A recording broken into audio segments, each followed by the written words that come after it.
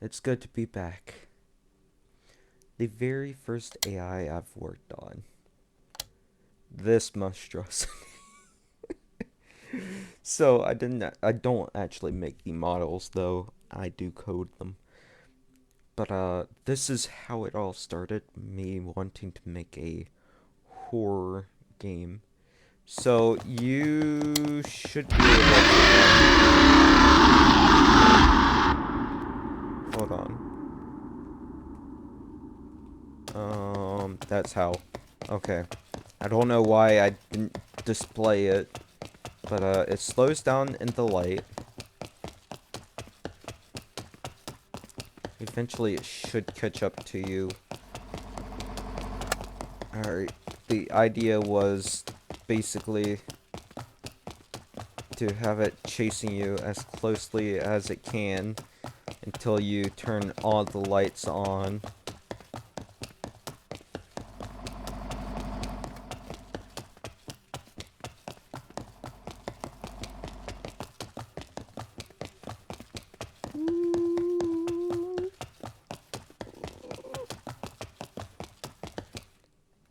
You don't even need to turn on the third light, honestly. What you gonna do, huh? Huh? So, yeah. That's it. Alright. Here's the second AI. I was pretty proud. Ah! Oh my god! And that's why. That is why. Look away, and it'll chase you. It'll get ya. It'll get you.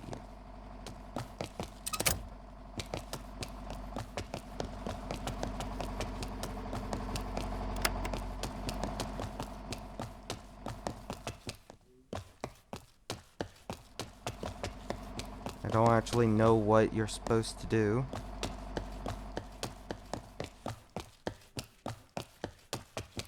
I'm pretty sure I killed myself.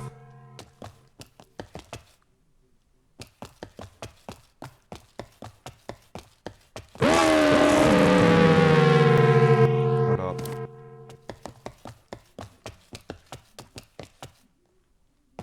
Oh, you're supposed to What? turn... They're gone? How is this possible? Alright, and this is an ending. Alright. So, somewhat of an ending, if I do want to post it. I'm not going to spoil the ending.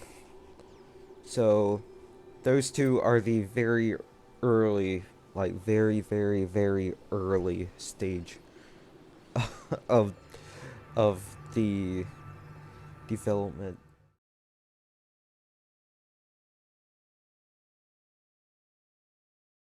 Have to keep it. Alright, here's my second project after abandoning the game for a while. I actually found out a cool trick that you could do. I used some assets and just coded a bunch of things together. Which is the beautiful thing about this game. You don't have to actually make the assets. But, the problem is, the way I coded these next two AIs, they seem to get stuck and kind of wander off a little bit too... They're a little... Let's see. It's pretty cool. Alright. This is a Hello Neighbor 2 character. So, yeah, I love this character as well. So, I wanted to make something with it. But, I kinda... It's pretty cool. I just wish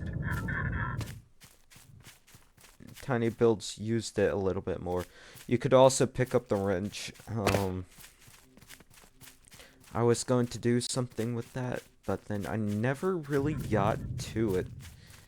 Which I'm pretty surprised about that.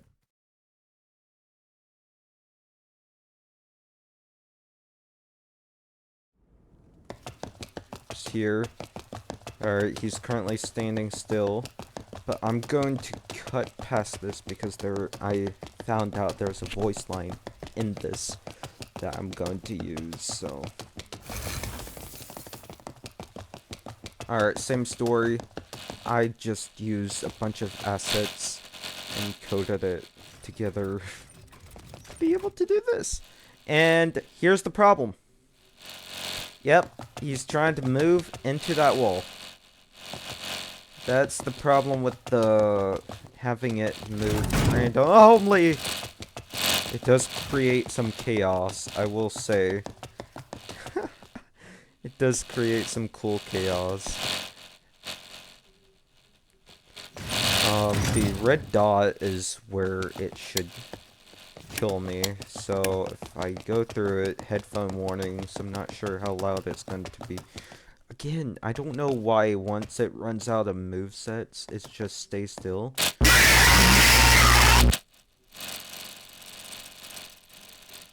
But yeah, it kills you once you enter the red dot.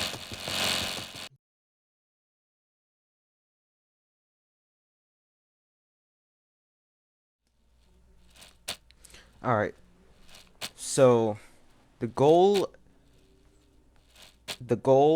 of the game of this level is to get the sauce. And the problem, or more like the game part, is you gotta get through this guy. So, I actually made him a one-coded moveset, so he shouldn't get stuck. And if he runs out, it'll loop, because there's no other moveset to go to. And the way I worked around it, actually, is by giving him a bunch of fake restarts. Which, some of them are pretty believable. I fell for it a bunch of times. So yeah, his line of sight for the tutorial's not very good. In fact, there's a sauce over here. Sai caught me. Let's go past that real quick. Tried to pick up the, where did it go? Let's go over here.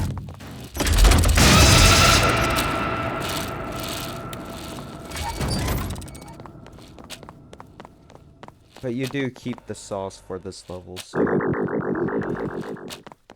there you go. And the retro style part of it is supposed to feel like Granny and a stealth game. It kind of turned out to kind of be like a Five Nights at Freddy's thing. I did not mean for it to be like Five Nights at Freddy's. In fact, I actually wanted it not to be, and it just ended up being one, so that's how that worked out. So yeah, you can get pretty close to him, actually. Sometimes you can get lucky and not die. That's a bug, but I'm not changing it because the second level's gonna be pretty difficult. I could set it to where you could see behind the scenes without all the... He does blink.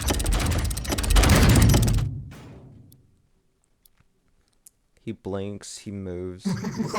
Some of the stuff you won't be able to, some details you won't be able to realize.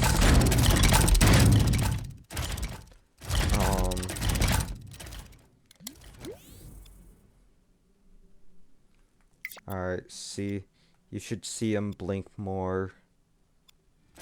He has more of a personality than the chef does. The chef's more focused around trying to look for orders to do. while Jesper's mainly trying to keep everything safe. In fact, you'll get more details about that inside the game. And his personality is a little bit more aggressive as of gameplay wise, so his fake outs are more impressive than the There we go. Line of sight's quite far as well.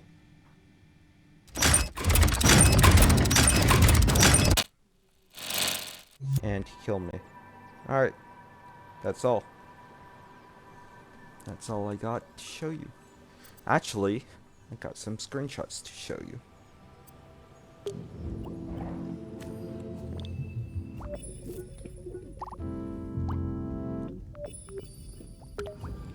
Chucky's and Friends establishment. You can check them out on Dreams. Whoa, blur that out. You can check out these pictures on Dream. Alright. Here's the, here's a picture. Another picture. You guys already seen some of these, kinda. Flashlight required. And there you go. That's it. Goodbye.